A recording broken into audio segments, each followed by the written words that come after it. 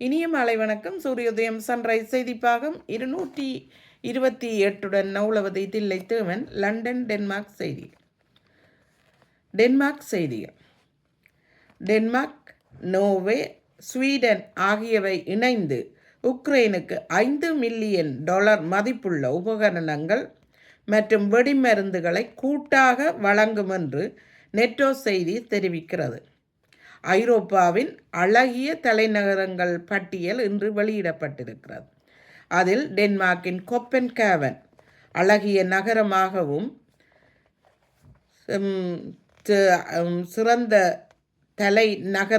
வாழச் சிறந்த தலைநகரமாகவும் அழகிய நகரமாக முடிசூடப்பட்டுள்ளது. இந்த பட்டத்தை வியன்னாவில் இருந்து இது முதலிடத்தை பிடித்திருக்கிறது. டென்மார்க் பெரிக்சன் மகள் குட்டி இளவரசி ஜோசப் திடீரென முடிவொன்றை எடுத்திருக்கிறார்.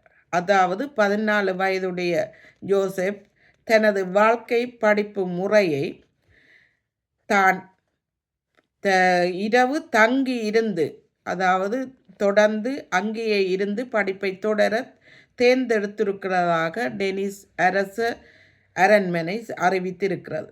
இது தனித்துவமான பள்ளியாகும். 14 வயது முதல் 18 வயதுக்கு இடைப்பட்டோர் இந்த பள்ளியில் சேர்ந்து கீழ்நிலை பள்ளிகளில் தொடரும் படிப்பினை 1-2 வருடத்தில் விரைவாக படித்து முடிக்கக்கூடிய இந்த பாடசாலையை அவர் தேர்வு செய்திருப்பதாக அரச அரண்மனை தெரிவித்திருக்கிறது.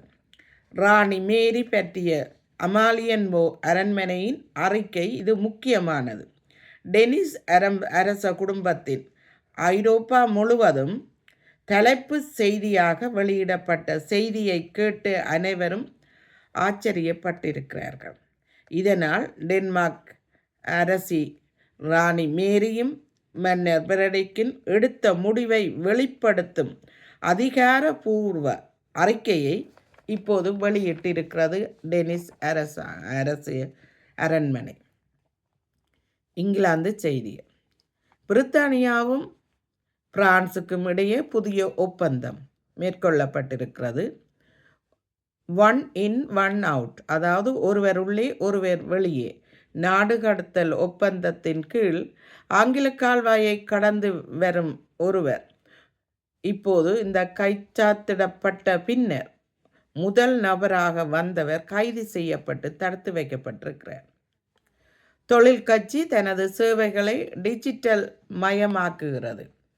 அதன் முதல் முயற்சியாக அதன் ஒரு பகுதியாகவும் கோடிக்கணக்கான வாகன புதிய உரிம மாற்றங்களை நீங்கள் காணக்கூடியதாக இருக்கும் என்றும் இந்த வருட இறுதிக்குள் இங்கிலாந்து அரசாங்க வாகன ஓட்டிகளின் உரிமங்கள், டிஜிட்டல் ஓட்டுநர் உரிமங்களை பயன்படுத்த முடியும் என்று DVLA தெரிவித்திருக்கிறது. நன்றி, வணக்கம்.